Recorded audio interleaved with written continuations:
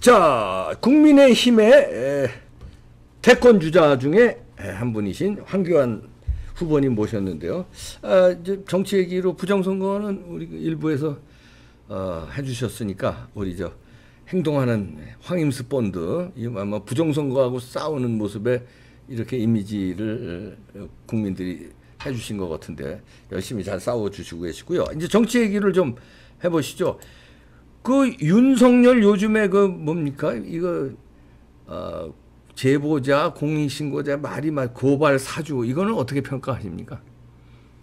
뭐 중요한 것은 팩트라고 생각합니다. 뭐가 사실인가에 대해서 관계된 분들 당사자들이 솔직하게 이야기를 하고 또 필요한 자료들도 내고 뭐 기억이 잘못됐으면 잘못됐다. 왜 잘못됐는지 또 기억한다는 게 있다면 이제 이거 국민적 관심사가 되지 않았습니까? 그대로 적나라하게 다 얘기해서 잘못했으면 사죄하고 용서받고 뭐 또 그 잘못이 없다 그러면 당당하게 그렇게 얘기를 하고. 그런데 뭐 후보님이 개인적으로 판단하실 때는 윤석열이 개입됐다고 보세요? 아니면 이거 개입 안 되는데 저렇게 정치 공작한다고 보세요? 저는 당 대표를 한 사람입니다. 추측을 가지고 방송에서 얘기하는 건 맞지 않고요. 저는 그런 보고를 들은 바가 없습니다. 아, 그때. 예. 아, 그러면 그걸로도 판단이 되겠네요. 당 대표가 보고를 못 받았다면 그거는 뭐 그죠. 그 후에 어떤 정치 공작일 가능성이 더 커지죠. 제가 알았었다고 하면 그때 문제가 정리가 됐겠죠. 어떻게 하든지. 뭐 저는 그런 얘기를 못 들었고 뭐 그건 있기가 쉽지 않은 일이라고 생각을 합니다. 그렇죠. 그 상식적으로 우리가 제3자 입장에 봐서도 그렇게 하기가 여러 가지 정황상 오히려 뭐 역효과가 날 건데 검찰총장이 그런 걸 지시하겠나 이런 생각도 드는데 지금 지지율이 지금 변화가 있습니다. 윤석열을 지금 홍준표 후보가 우리 황교안 후보님 앞에 계시니 좀 민망하지만 홍준표 지지율이 지금 막 여론조사에 떠서 좀 뭡니까 윤석열과 2강 체제를 굳히고 있어요. 이거 어떻게 보십니까? 그 역선택이라는 분석들도 많고 그런데 거기에 대해서 어떻게 개인적으로 평가하십니까? 뭐 언론에서는 뭐 역선택이라고 얘기를 합니다. 저는 사실은 뭐 윤석열 전 총장뿐만 아니라 홍준표 의원 또 여러분들이 이제 그 국민의 지지를 받아서 지지율이 올라가는 것은 결국 그게 다 우리의 힘이다. 그런 생각을 합니다. 지금이 중요한 게 아니라 내년 3월 9일이 중요하죠. 누가 그때 국민들의 전폭적인 지지를 받는가.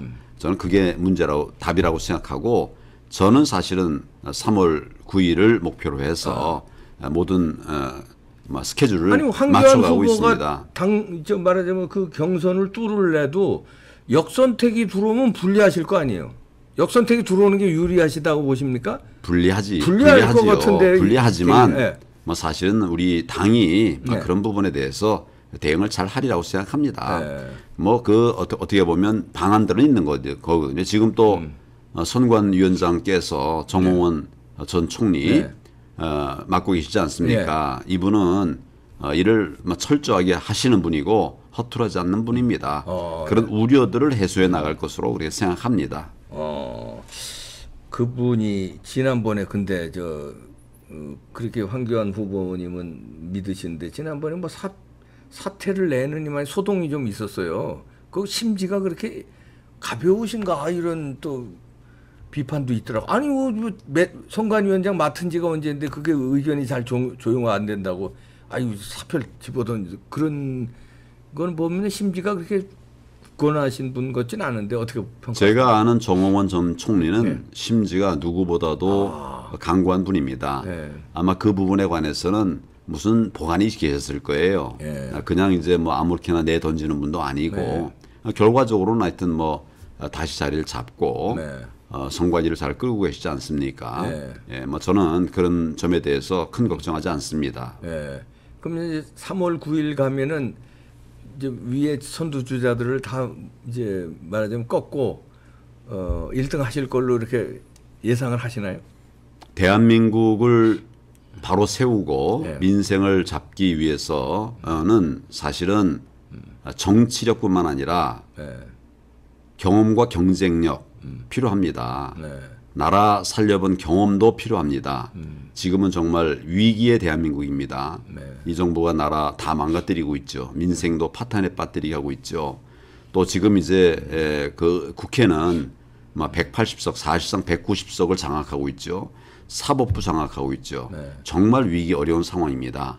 국민들께서 이제 투표일이 하루하루 다가가면서 과연 누가 위기의 대한민국을 살리는데 적임자일까 판단을 현명하게 하시리라고 생각합니다. 네. 그 부분은 이제 경험을 말씀하시는 건 이제 총리 경험도 있고 장관 경험도 있고 또 대통령 권한 대행 경험도 있고 뭐 공안검사로 오래 한 경험면으로야 뭐 진짜 그걸로 점수 매기면 뭐 1등 하실 것 같은데 근데 이제 일부 비판에서는 이런 것들이 있어요. 동의하실지는 모르겠습니다만 박근혜 대통령 탄핵 때 권한 대행 하셨잖아요. 그때 왜 권한 대행으로서 좀 강력하게 그 사기 탄핵을 막지 못했느냐 이런 또 비판도 있거든요. 그건 그러니까 탄핵은 헌법재판소에서 하는 것 아니겠습니까? 네. 우리의 의견을 낼 수는 있죠. 네. 그렇지만 최종적인 결론은 헌법재판소가 하는 것이고 네. 그걸로 전국적으로 끝나는 것입니다. 어떤 분들은 제가 결재를 했다고 그래요. 헌법재판소가 그 재판 결과를 누구에게 결재하는 게 없습니다. 그렇죠, 물론 저에게 온 것도 아니고요. 네. 뭐 그래서 그런 부분이 탄핵의 이런 부분에 대해서는 정말 안타깝게 생각을 하지만 저희가 냉정하게 그리고 정확하게 이것을 어떻게 극복해 나갈 것인가에 대한 구상을 해야 됩니다. 네. 자꾸 과거 탄핵에 매이는 것에 대해서는 저는 지금 우리가 그렇게 한가한 시대가 아니다. 그런 생각을 합니다. 그리고 초기에 많은 논의가 있었죠. 네. 뭐 4년 지나지 않았습니까? 예. 근데 계속 때만 되면 그 얘기를 하고 있는 거죠. 그러니까 저는 이것은 거기에 대한 응어리가 예. 이 말하자면 보수 유권자들은 그 탄핵에 대한 응어리, 그 사기 촛불 난동에 대한 응어리, 그다음에 아직도 감옥에 계시니까 억울하게 저렇게 아직도 감옥에 있는 저 박근혜 대통령에 대한 그 응어리가 이게 가시질 않고 자꾸 켜켜이 뭐 쌓이고 문재인이 거기다가 폭정을 저지르고 언론 탄압하고 집회결사의 자유도 탄압하고 이러니까 풀리질 않아서 그래요. 국민들은 마음이. 근데 한번 풀려줘야 될 거 아닙니까? 그 마음이 예. 정말 참을 수 없는 네. 그런 상황인 것은 사실은 제가 가장 그렇습니다.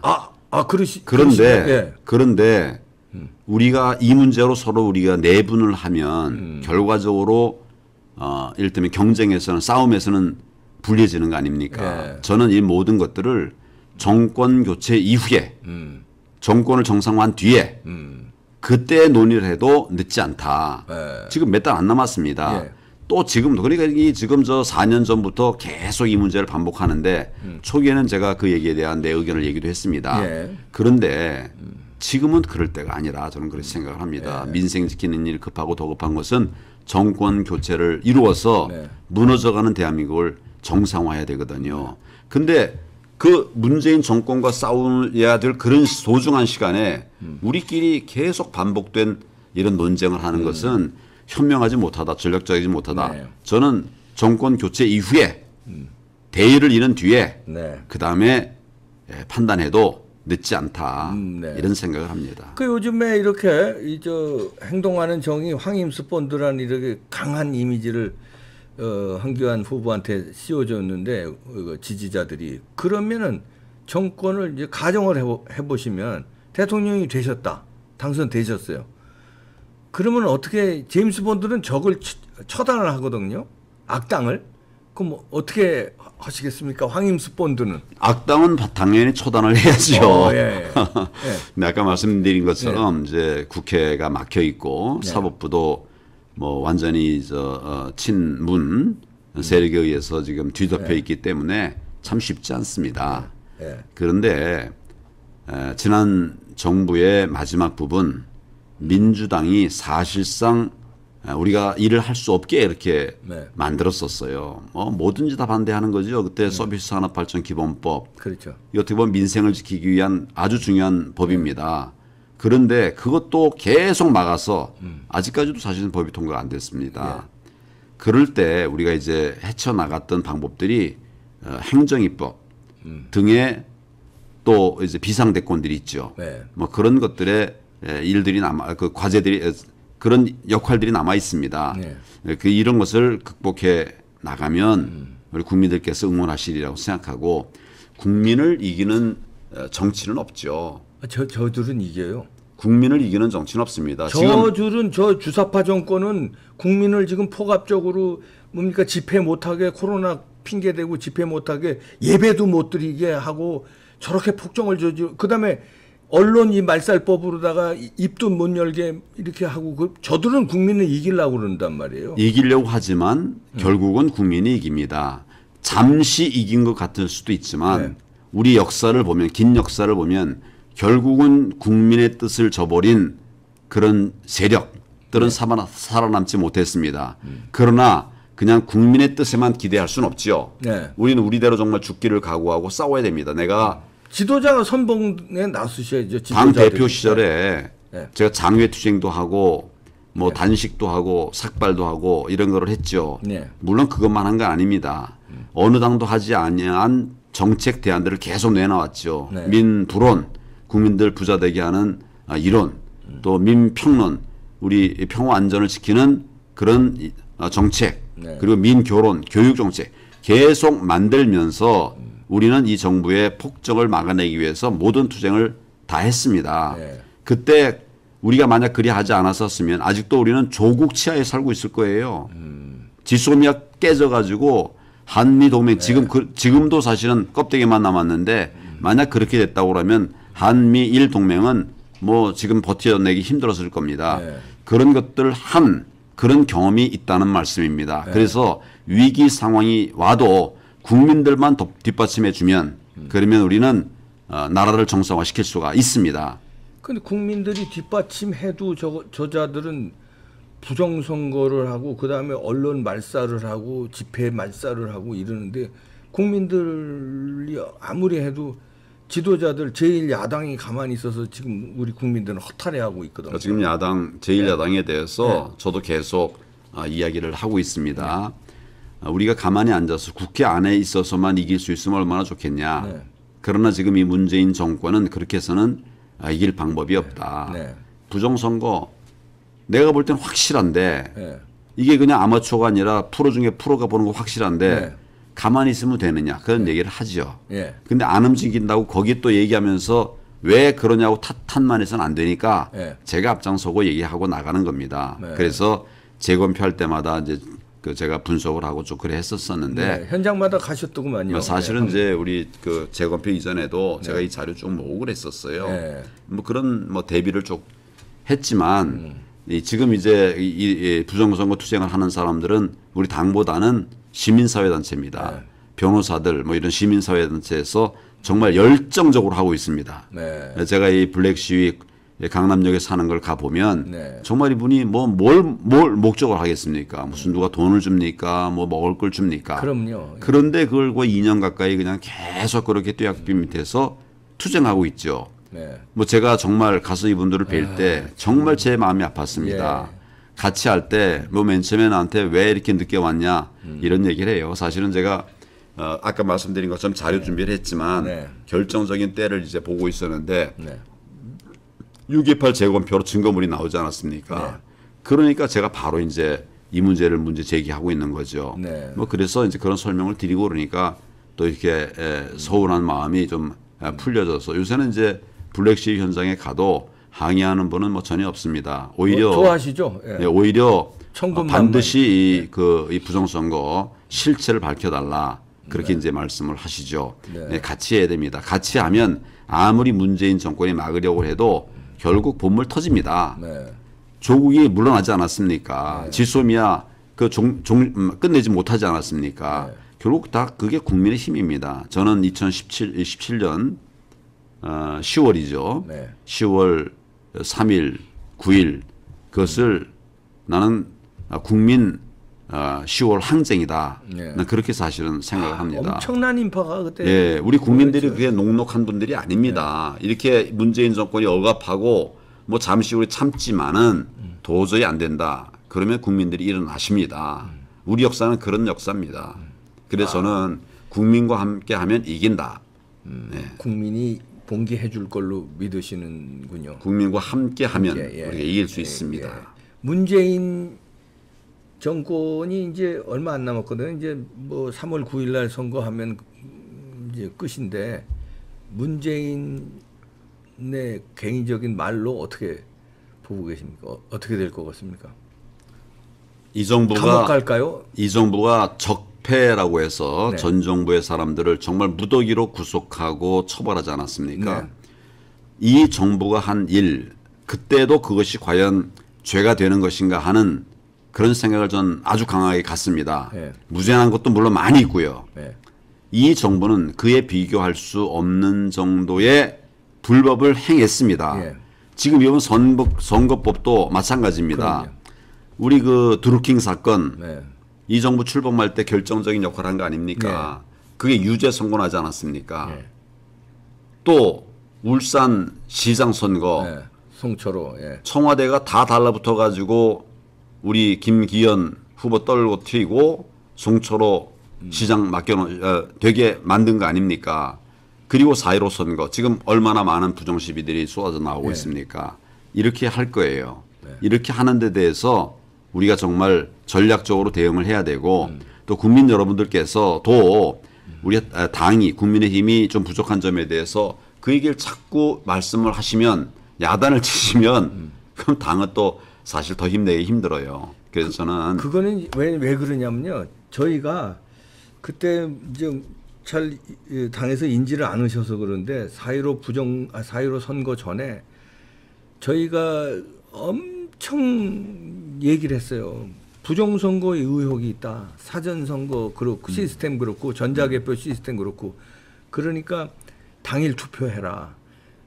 사전선거 하지 말고. 제가 그것 때문에 저 조사도 경찰 조사, 검찰 조사 뭐 하루 종일 받고 이랬는데 그런 식으로 우리는 그때부터 얘기를 했어요. 그러니까 우리 그때부터 그냥 계속 싸워왔는데 당에서 꿈쩍들을 안 하시더라고요. 그렇게 우리가 주장을 했는데 제가 당입니다. 그러니까 아니 그래서 지금도 그때하고 같은 트라우마예요. 지금 우리가 이렇게 주장하는데 당에서 또 당만 믿어라. 국민과 함께 간다. 그런데 또 부정으로 또 대통령 넘어갔어. 또 뭐 이재명이 됐어. 근데 또 부정이야. 아, 그때는 어떤 책임들을 당해서 질 거냐 이거죠. 끝났는데 게임은. 이제 제가 지금 말씀드리니까 국민들께서 그 부정선거네 이렇게 동의하시는 분들이 절대 다수가 되시지 않았습니까? 그런 것을 알면서 국민들이 그냥 방치하고 이런 부정선거에 대해서 아무런 보완책이 없는데도 그냥 내가 표를 그냥 찍겠다. 이래 하시지 않습니다. 우리 국민들 그렇게 현명하지 못한 분들이 아니거든요. 그래서 결국은 그런 그 국민의 바람이 불게 될 것이다. 저는 그렇게 국민을 믿습니다. 뭔가 뭐 부정선거가 밝혀지든 시스템이 완전히 바뀌어지든 그렇지 않으면 국민들이 특히 보수 시민들은 투표장에 안 가고 항의할 것이다. 항쟁할 안 가고 것이다. 항의하는 방법보다 훨씬 더 강한 투쟁을 할 겁니다. 강한 투쟁이라는 건 이제 봉기로 일어난다는 거죠. 강한 투쟁을 할 겁니다. 네. 국민들께서 이 나라가 정말 민주주의에 반하는 길로 극단적으로 돌아가는데도 가만히 계시지 않습니다. 우리가 이미 2019년도에 보시지 않았습니까? 네. 뭐 지금 이제 뭐 코로나를 핑계로 해가지고 사람 모이는 거 막지요. 네. 한계가 있습니다. 한계가 있습니다. 네. 그렇게 막는 방법 현명하지 못합니다. 국민들의 말씀을 들어야죠. 이야기를 안 듣고 막는다고 지금 막아집니까? 어제도 우리 자영업자들이 심야 시위를 했어요. 심야 시위를 했습니다. 그걸 막고 있더라고요. 아니 자동차 타고 가는데 그게 무슨 코로나하고 무슨 상관이 있습니까? 거리 지키고 하면서 마스크 쓰고 하는 예배도 막아요. 그거를 막고 있어서 제가 정말 그 앞에 가서 그 막혀 있는 차 앞에 가서 뭐 뚫고 안전하게 천천히 가라. 지금 가면 되는 거 아니냐. 가로가 해산하라고 했으니까 네. 가는 방법으로 해산하면 될 거 아니냐. 네. 제 경찰에게 얘기했더니 답을 안 하더라고요. 네. 어차피 해산하라는 거 아닙니까? 네. 해산하려고 그러면 가야 되지 않습니까? 그렇죠. 네. 그래서 이제 항상 실랑이를 하다가 결국은 이제 거기서 막혀 있는 거기에서 제가 이제 우리 당의 이준석 대표도 왔더라고요. 네. 메시지 던지고 저도 얘기하고 네. 또 우리 그 대표 그 당시 이제 자영업자 대표 네. 그러니까 또 이제 와서 또 얘기도 하고 그렇게 하고 이제 마무리를 했습니다. 네. 이거 이런 식으로 막아가지고 안 됩니다. 그때 아마 저 자영업자들이 뭐 그렇게 정말 구름대 같이 많이 오신 건 아니에요. 네. 그래도 이거 뚫고 가겠다고 하는 의지가 강했습니다. 네. 국민 그렇게 가볍게 생각하면 정말 큰 코 다칩니다. 네, 그럼요. 여당 얘기 잠깐 해보면은 그 이낙연 후보죠. 후보가 배수의 진을 친다고 의원직 사퇴를 했습니다. 그건 어떻게 평가하십니까? 제가 오늘 그 제 페이스북에다가 네. 막 그건 잘했다. 막 이렇게 결단력 있게 잘했다. 네. 이런 이야기를 했습니다. 뭐 그러나 뭐 정말 잘해서 잘했다기보다는 네. 좀 제대로 해줬으면 하는 기대를 표한 거죠. 네. 이재명 그 후보가 네. 지금 이제 뭐 여러 얘기를 하는데 네. 국민 여러분들께서 그 이재명 그 지사 네.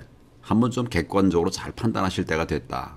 지금까지는 많은 의혹이 나왔지만 그래서 저는 우리 민주당도 좀 진정성 있게 국민들에게 좀 다가가라. 우리 이낙연 후보도 뭐 정말 국민 앞에 사퇴 약속을 했으면 정말 사퇴하고 당에서도 그걸 받아서 또 사퇴 수리를 하고 수리가 되게 하고 또 그렇게 된 계기를 만든 이낙연 후보도 잘못한 거 좀 국민에게 사과하고 고치고 정말 우리가 자랑하고 싶은 그런 대한민국의 대표를 뽑는 대한민국의 최고 책임자를 뽑는 선거가 돼야 되지 않겠습니까?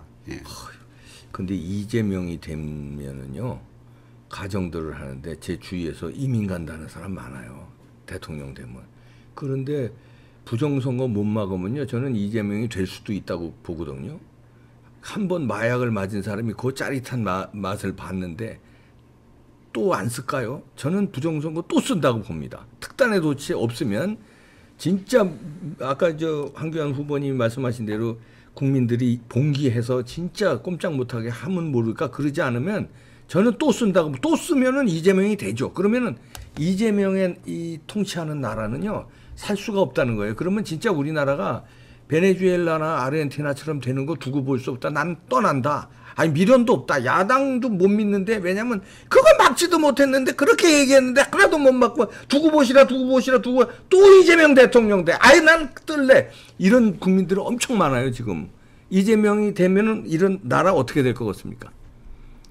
된다면 가정하기 싫으시겠지만 이재명 제가 진다면 어떻게 하시겠습니까? 제가 2006년도에 성남지청장을 했습니다. 그때 그러시죠. 그때 이재명 시장이었죠. 지금 시장이 예. 아니에요. 변호사였었어요. 변호사였나요? 예. 뭐 무슨 되지 못하고 변호사로 있었고 제가 그때 이재명 시장을 잘 파악할 수가 있었습니다. 지청장이 관내 상황 잘 알거든요. 그렇네요. 예. 되면 안 될 사람입니다. 그 이후에 나오는 행태들을 보십시오. 어떻게 우리가 그런 분을 우리 대통령이라고 할 수가 있겠습니까? 그러네요. 예, 지금 뭐 말하는 거 보십시오. 가족들 사이에 하는 말, 우리 뭐 범인들도 할 수 없는 말들 하고 있지 않습니까? 어떻게 우리 국민들이 그런 사람을 대통령으로 뽑겠습니까? 저는 아무리 뭐 무슨 깨문이라고 해도 그래도 뭐 그 힘으로는 국민들을 이길 수가 없다고 저는 생각하고요. 만약에 그런 상황이 생기면 뭐 제가 정말 특단의 조치라도 뭐 해서 막아내기 위한 모든 것을 다 할 것을 말씀을 드립니다. 특단의 조치라는 게 어떤 걸까요? 미리 알려주면 뭐 또 딴짓하겠죠. 예, 알겠습니다. 아, 뭔가 또 비장한 뭐가 있으신 것 같습니다. 하여튼 모쪼록 앞으로 일정이 한 단계 한 단계가 뭐 살얼음판 같기도 하고 좀 저기 하실 텐데 우리 이봉규 TV 시청자들한테 마지막으로 하시고 싶은 말씀 해주시고 끝내는 걸로 하겠습니다. 네. 이쪽 한번 보시고 있습니다. 제가 최근에 초인류 정상국가라는 책을 썼습니다. 아시는 분은 아시겠지만 지금 대한민국은 완전히 비정상 국가가 됐습니다. 제가 말씀드린 정상국가의 첫 의미는 비정상을 정상으로 만든 나라, 그런 나라를 이야기하는 것입니다. 우리 목표는 비정상인 나라를 정상으로 만드는 것이 목표는 아닙니다. 세계가 부러워하는 나라, 세계가 부러워하는 그런 사회, 세계가 다 부러워하는 그런 국민, 초인류 정상국가를 만드는 것이 우리의 꿈이었죠. 이 정부 들어서 완전히 이것이 멈춰버렸습니다. 희망과 꿈이라는 단어조차가 들리지 않게 되었습니다. 저는 대한민국에서 국록을 먹은 자로서 또 대통령 권한대행까지 한 사람으로서 또 야당, 제1야당의 대표를 한 사람으로서 이렇게 이 정부를 넘어가게 할 수는 없다. 이 정부가 이렇게 횡포를 계속하게 할 수는 없다. 제가 뭐 전에 단식도 했습니다마는 그 이생의 것이라도 이 정부의 폭정을 막아내기 위한 것이라고 하면 다 할 각오입니다. 그런데 국민 여러분들께서 함께 하시면 큰 힘이 될 것이고 그 힘으로 말미암아서 이 정권 심판하고 정권 교체를 이루어낼 수 있습니다. 국민 여러분께서 이제는 걱정만 하시지 마시고 말씀을 해 주시기를 바랍니다. 이제는 그저 야단치시는 그 단계에서 넘어서 함께 싸우는 이런 단계로 나아가 주셨으면 좋겠습니다. 저는 어떤 상황이 됐든 문재인 정권 교체, 대한민국을 정상화하기 위한 그런 모든 노력을 다 할 것이라는 말씀을 드립니다. 저는 헌하는 사람이 아닙니다. 행동하는 정의가 되겠습니다. 네, 황임스 본드라는 애칭을 얻으신 황교안 대통령 후보였습니다. 마치겠습니다. 감사합니다. 감사합니다.